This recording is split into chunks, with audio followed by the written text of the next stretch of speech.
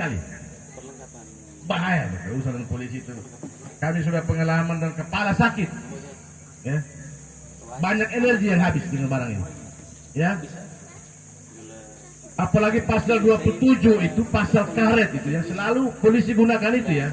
Dan biasanya itu kalau para aktivis atau para jurnalis itu biasa juga dijerat dengan pasal ini.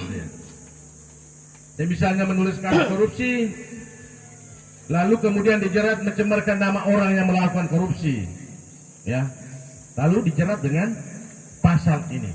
Tapi kalau karya jurnalistik itu biasanya dia melewati satu proses yang disebut proses verifikasi, yaitu untuk menguji kebenaran informasi ini lewat seluruh proses panjang mulai dari reporter di lapangan sampai kepada pemimpin redaksi. Beda dengan media baru yang berbasis internet ini. Anda menulis itu siapa yang periksa semua itu? Bahasanya atau apapun tidak ada yang periksa. Tulis sendiri, kirim sendiri. Masuk penjara juga sendiri. Ya, sehingga mesti agak hati-hati. Sebaiknya itu kirim saja selamat pagi, apa kabarmu, begitu saja. Jangan kirim yang lewat dari itu. Apalagi mulai menyinggung orang punya perasaan, bahaya sekali. Dia tidak tahan, dia lapor ke polisi, selesai. Atau kamu olok-olok itu teman, bisa itu. Kamu bully teman, itu bisa pencemaran nama baik. Polisi gampang sekali menggunakan barang ini. Jadi sebaiknya jangan coba-coba.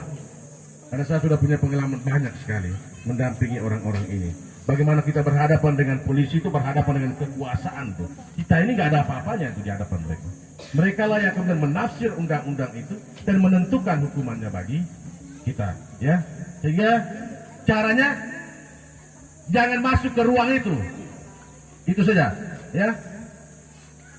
Sepanjang 2021 itu ada 17 korban yang dituntut dengan pasal ini, ya, di negara kita ini, ya.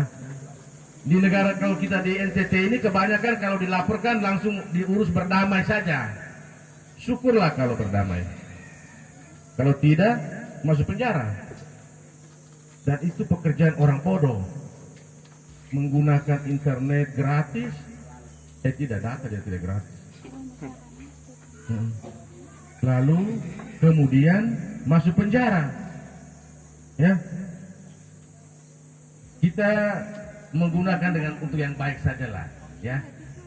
Ya.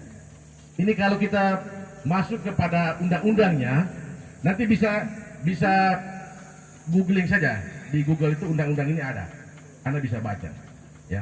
Tapi saya mau tunjukkan ini ada banyak pasal di dalam undang-undang ini, ya, yang menjadi celah bagi kita dalam penggunaan media sosial, terutama media-media baru, ya, Facebook, Twitter, segala macamnya. Yang pertama pasal 27 ayat 1 itu tentang kesusilaan.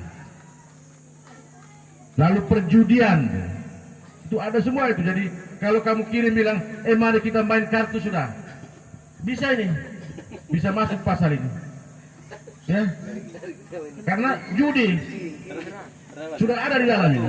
Lalu pencemaran nama baik, ya, lalu berita bohong yang menimbulkan kerugian dalam bisnis segala macam, ada banyak sekali ini. Nanti saudara bisa baca sendiri. Tapi saya mau bilang begini, Anda mesti bijak menggunakan media sosial. Sebarkanlah hal-hal yang baik kepada semua orang, ya. Undang-undang ITE itu sebetulnya dia mau menata kehidupan kita ini. Meskipun banyak pro kontra, ya, karena mengekang kebebasan, memotong hak asasi manusia untuk berpendapat gitu. Tapi sekali lagi di negara Amerika yang sangat demokratis pun tidak ada kebebasan tanpa batas. Kalau kebebasan tanpa batas, nggak ada bedanya kita dengan hewan. Ya. Kalau hewan kita manusia itu kita bisa melakukan hal-hal yang privat itu di ruang privat. Tapi kalau hewan, hal privat itu bisa dilakukan di ruang publik. Jadi kalau kita punya kebebasan tanpa pernah dibatasi, dalam konteks ini ada undang-undang, ada regulasi, maka tidak ada bedanya kita dengan hewan. Di dalam diri kita ada juga bagian yang disebut bagian kebinatangan dalam diri kita. Yaitu itu yang tidak terbatas itu. Maunya ikut kita punya selera, maunya ikut kita punya kemauan. Saya kira tidak bisa pada titik itu. Kita punya kebebasan selalu dibatasi.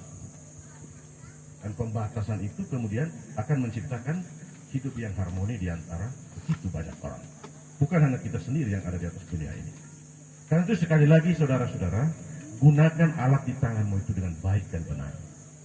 Gunakan itu untuk mengasihi orang.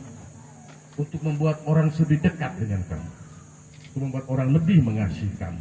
Dan jangan menjadikan itu sebagai sarana untuk orang benci pada kamu. Orang melihat kamu itu orang merasa tidak ada harapan untuk ada bersama dengan dia. Karena media itu dalam bahasa Paus Fransiskus itu rahmat zaman yang harus kita gunakan dengan baik untuk kehidupan kita.